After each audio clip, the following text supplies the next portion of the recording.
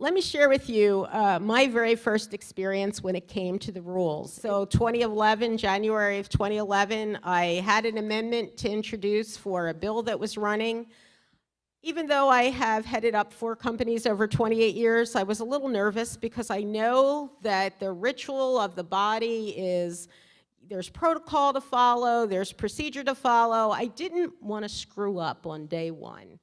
So I had the amendment. Our chief counsel was good enough to kind of rehearse with me. She's like, you got this, Cole, don't worry about it. And went to the floor to introduce my amendment. And before I was a sentence or two into it, the majority leader at the time said that my amendment was not germane.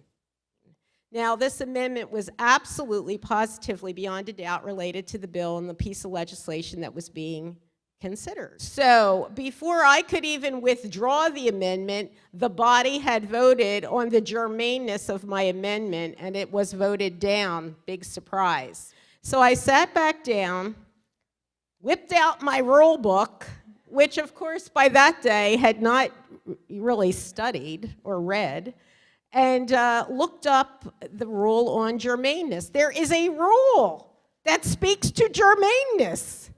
And the rule says germane is whatever the majority of the body decides.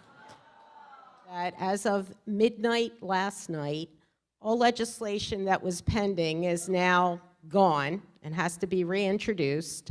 So I am extremely impressed and hope that my colleagues who currently serve in the state Senate and in the state House recognize that 10 hours after you did not prevail, you're back again to serve notice that you're not going away.